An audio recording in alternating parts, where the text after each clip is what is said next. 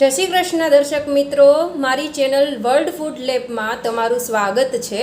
તો આજે આપણે બનાવવાના છીએ આલિયા ભટ્ટની favourite milk cake tres leches from Leto cafe. તો આપણે છે ને આ કેકને આપણે વેજમાં બનાવવાના છીએ। તો હું તમને આજે તેમની રેસિપી બતાવું છું। ટ્રેસ લેચેસ એટલે કે 3 મિલ્કનું એટલે કે 3 જાતના દૂધનું મિશ્રણ। આ 3 જાતના દૂધના મિશ્રણથી આ કેક તૈયાર થઈ જશે। અને સૌથી પહેલાં આપણે કેક ટીનમાં આપણે બટર પેપર છે તે ઓઇલથી ગ્રીસ કરી અને અહીંયા આપણે રાખી દીધેલું છે। આપણે એ સાઈડમાં મૂકી દઈશું। તમારે કેક ટીનને પૂરેપૂરું ગ્રીસ કરી લેવાનું રહેશે। ત્યારબાદ આપણે આ કેક માટે 1/4 કપ આપણે ગમે તે આપણે જે ઘરમાં ઓઇલ યુઝ કરીએ છીએ ને તે 1/4 કપ તમારે ઓઇલ મૂકવાનું છે। એ ઓઇલ નાખી દીધા પછી તમારે પાવડર્ડ શુગર નાખવાનો છે 1/2 કપ 1/2 કપ તમારે પાવડર્ડ શુગર નાખવાનો છે। રેડી?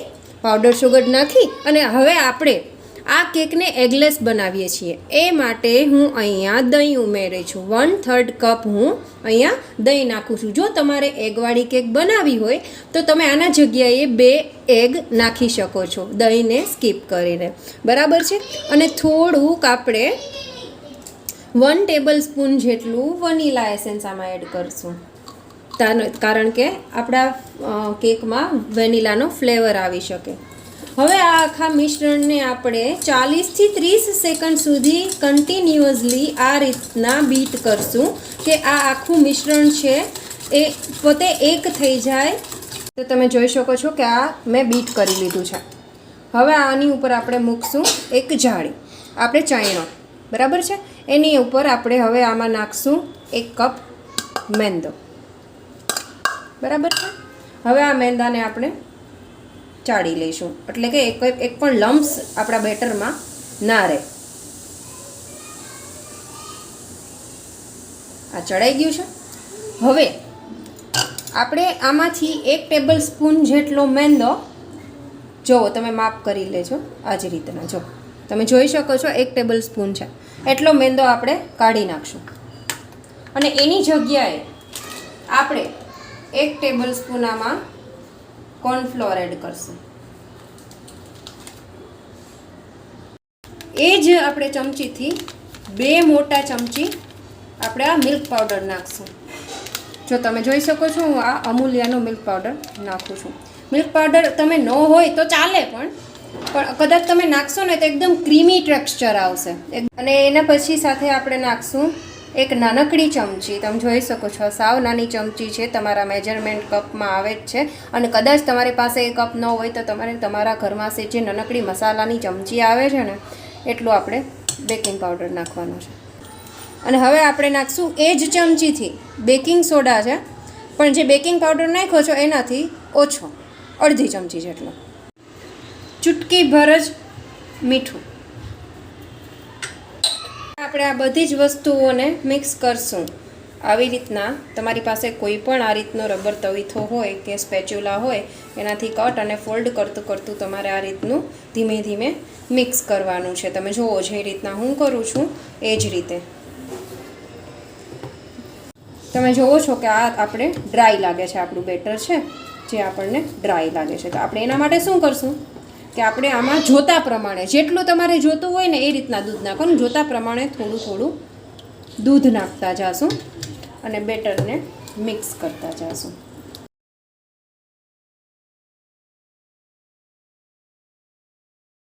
આ કન્સિસ્ટન્સી રાખવાની છે આ રીતની। અડધો કપ મારે દૂધ આમાં વપરાણું છે। તો તમે જોઈએ આપણું બેટર તૈયાર થઈ ગયું છે। આપણે આપણા બેટરને આપણા ટીનમાં ટ્રાન્સફર કરી લઈશું, બરાબર છે। આ રીતે ટેપ કરી લઈશું। હવે તમારી પાસે આવી રીતની કોઈ કડાઈ હોય તો તે કડાઈ પણ ચાલે છે, આપણે સીધું ગેસ ઉપર જ બેક કરશું। તો આ રીતની કડાઈ, આપણી આ કડાઈ છે પ્રીહીટ થઈ ગઈ છે, બરાબર। અંદરથી આપણે હાથ મૂકો એટલે હીટ આવવી જોઈએ। પ્રીહીટ થઈ ગઈ છે। હવે તમારે એટલું ધ્યાન રાખજો કે આવી નોનસ્ટિક કડાઈ હોય ને તો કાંઈ વાંધો જ નથી, પણ આ જે તળિયું છે ને એ જાડું હોવું જોઈએ। આપણે કડાઈ પ્રીહીટ કરી લઈશું અને આપણી ફ્લેમ જોવો તમે જોઈ શકો ઊંધું મૂકશું, બરાબર છે. અને એ પ્લેટ ઉપર આપણે હવે આપણું આ મોલ્ડ ટ્રાન્સફર કરી દઈશું, બરાબર છે. હવે આપણે આ ઢાંકણું ઢાંકી દઈશું. હવે અહીંયા જગ્યા રહેતી હોય ને તો તમે કોઈ પણ, તો તમે જોઈ શકો છો પૂરી રીતના પેક કરી નાખ્યું છે. આપણે અહીંયા પેપર લગાવી દીધું છે. હવે આપણે આ કેકને આ જ ફ્લેમ ઉપર, લો મીડિયમ ફ્લેમ ઉપર 10 થી 12 મિનિટ સુધી થવા દેશું, બરાબર છે. અને જો ત્યાં સુધી તમારી કેક કદાચ 10-12 મિનિટમાં ન થાય તો 5 મિનિટ વધારે તમારે આ રીતના મૂકી દેવાની. આપણે આનું મિક્સચર તૈયાર કરશું, મિલ્ક મિક્સચર. આપણે આમાં 1 કપ જેટલું દૂધ નાખશું. પહેલાં આટલું દૂધ મેં નાખ્યું છે. આ 1 કપ દૂધ છે.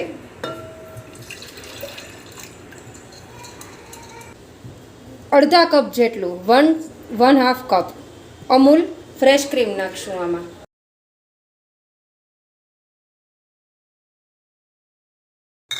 હવે આમાં હું આ મીઠાઈ મિલ્ક મેડ નાખું છું અડધો કપ, 1.5.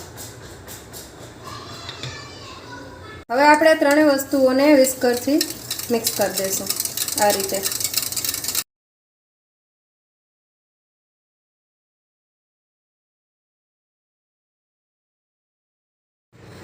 તો તમે જોઈ શકો તો દર્શક મિત્રો કે મારી કેક છે તે 15 મિનિટે આ રીતના એકદમ ફ્લફી, ફૂલી અને રેડી થઈ ગઈ છે.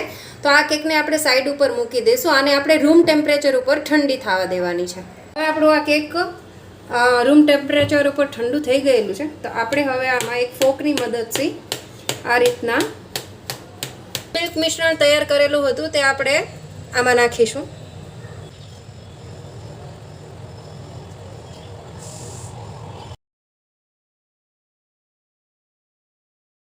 1 કપ જેટલું whip ક્રીમ લીધેલું છે. તમે કોઈ પણ કંપનીનું whipping ક્રીમ યુઝ કરી શકો છો. હવે આપણે આને બીટ કરશું.